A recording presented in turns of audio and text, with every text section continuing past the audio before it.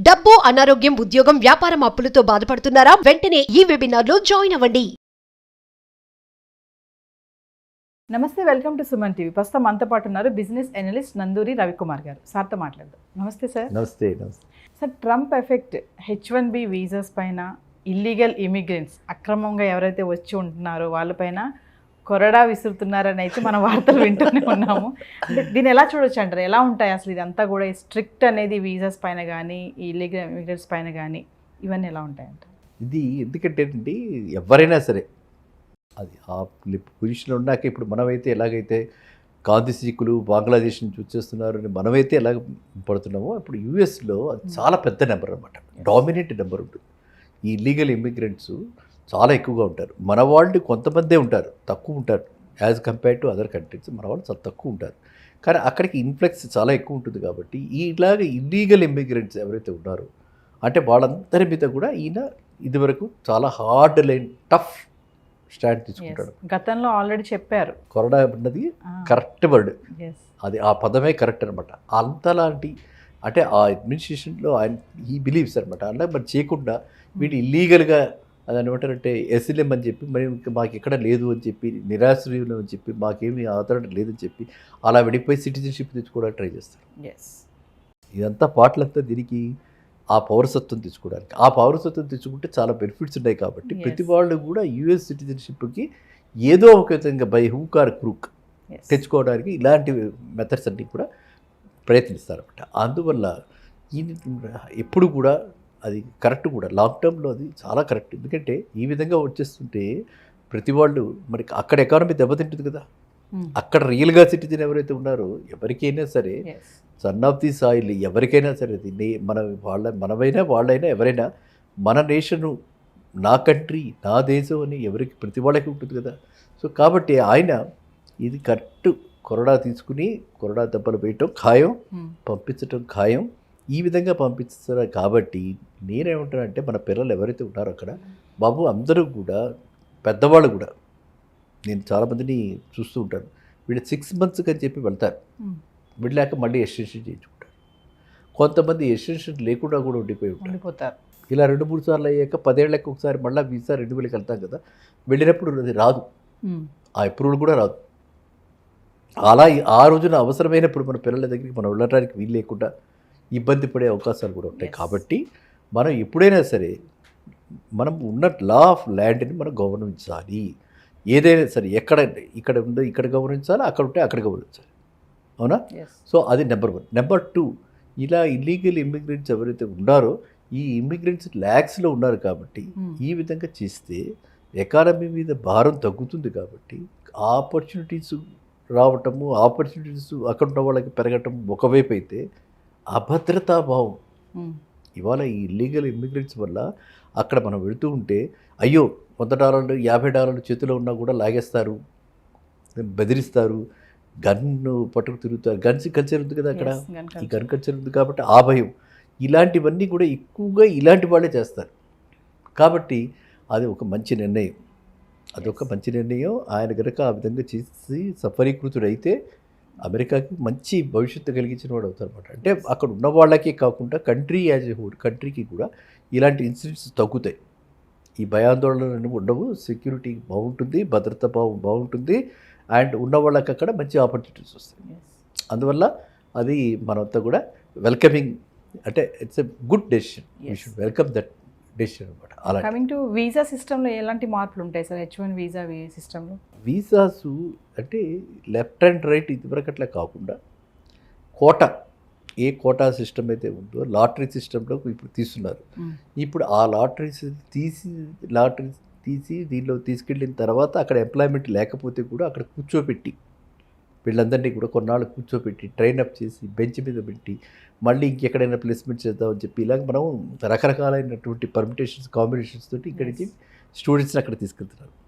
ఇప్పుడు ఆయన ఏంటంటే కొంచెం దాన్ని స్ట్రీమ్లైన్ చేసి అక్కడ ఫస్ట్ పర్మిషన్లు తీసుకోవాలి, ఎంతమంది మనకు కావాలి, ఏ ప్రొఫైల్ వాళ్ళకి కావాలి.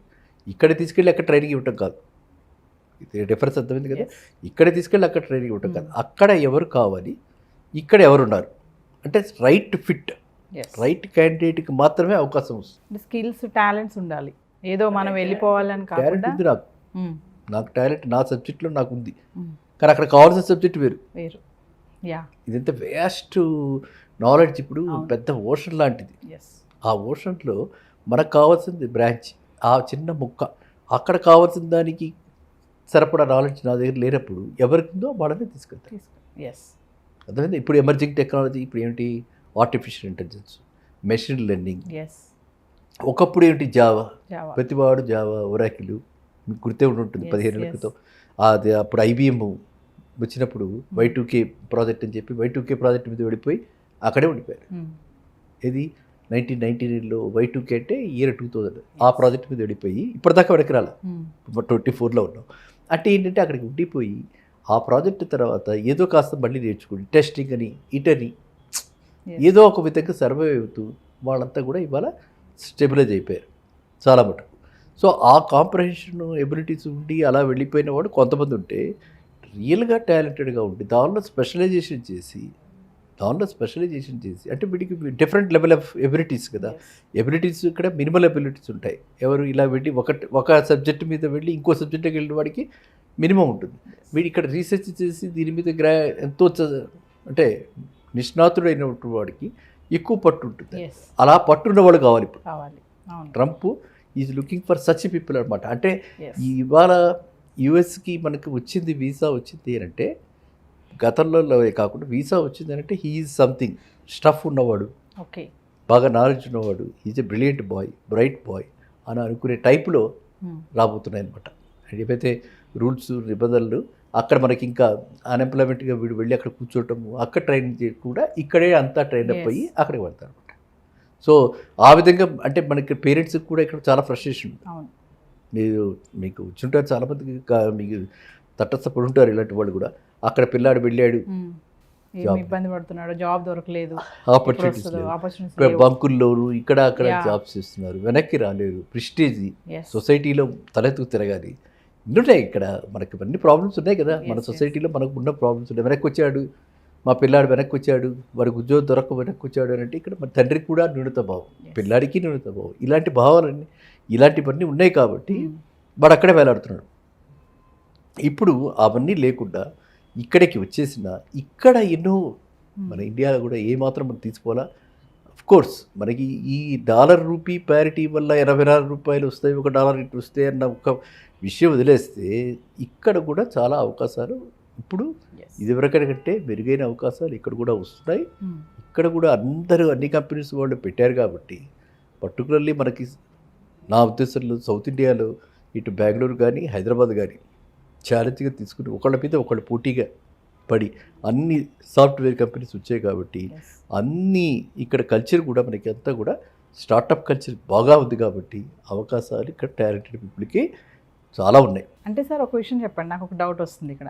అంటే ఇప్పుడు మామూలుగా చూసుకుంటే చాలామంది అమెరికా వెళ్ళాలి, అక్కడ సెటిల్ అవ్వాలి, అక్కడ లైఫ్ బాగుంటుంది, లగ్జరీగా ఉంటుంది, శాలరీస్ బాగుంటాయి అని అంటూ ఉంటారు కదా.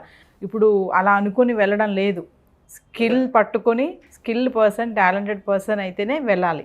అంటే అక్కడ ఇప్పుడు మామూలుగా గతంలో లాగా పెట్రోల్ బంక్లో, సూపర్ మార్కెట్లో జాబ్ చేసే అవకాశాలు లేవంటారా? అదే ఉండవు. ఇక రాబోయే కాలంలో చాలా స్ట్రిక్ట్గా ఉండి ఆ విధంగా అంటే మనము ప్రిపేర్ అయినా కూడా అక్కడ గవర్నమెంట్ అక్కడ లోకల్గా ఉన్న వాళ్ళకి వాళ్ళ అవకాశాలు కొట్టేసి, అంటే మనం ఇండియన్ అక్కడికి వెళ్ళి అక్కడ పెట్రోల్ బంక్ ఏముంది ఎక్స్ట్రా టాలెంట్ కదా, మనం కూడా ఆలోచించాలి కదా. సో కాబట్టి అలాంటి ఉద్యోగాలన్నింటినీ ఇక భవిష్యత్తులో డెఫినెట్గా అన్నీ ఆపేసి ఒక ప్రొఫెసర్ దగ్గర టిక్కులు పెట్టి కరెక్షన్స్ చేయడానికి ఇండియన్ అక్కర్లేదు కదా, అక్కడ వాడే చేయొచ్చు కదా. వాళ్ళకు కావాలిగా, వాళ్ళకు కూడా ఉపాధి కల్పన కావాలి కదా.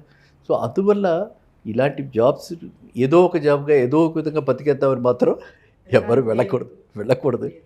అండ్ ఇంకా మీరు చెప్పినట్టు ఏదో అక్కడ అని కూడా మనం అనుకుంటూ వెళ్ళకూడదు. అక్కడ వెళ్తే ఇప్పుడు మనం రైట్ ఫిట్, మనం correct person, right man, the right job అని అనుకుని పెడితే డెఫినెట్లీగా విత్ ఆల్ అంటే మనం ఏ సెల్ఫ్ రెస్పెక్ట్ తోటి హ్యాపీగా చక్కటి అంటే మినిమం వేజెస్ కూడా ఉన్నాయి కాబట్టి అక్కడ ఆ పాలసీస్ ప్రకారంగా వీళ్ళందరికీ కూడా చక్కటి లైఫ్ ఉంటుంది. కాబట్టి మన ఈ ఛానల్ ద్వారా ఏంటంటే ఎవ్వరూ అలాంటి రిస్క్ తీసుకుని డూబియస్ వేస్లో ఏదో వెళ్ళిపోతే అక్కడ వెళ్ళిపోతే చాలు అన్నట్టుగా వెళ్ళకుండా ఇక్కడి నుంచి మనం కరెక్ట్గా ప్రిపేర్ అయ్యి కరెక్ట్ అయిన జాబ్కి మనం వెతుక్కుని అలా వెళ్తే మంచి H1B మీద వెళ్తే హ్యాపీగా ఉంటాం.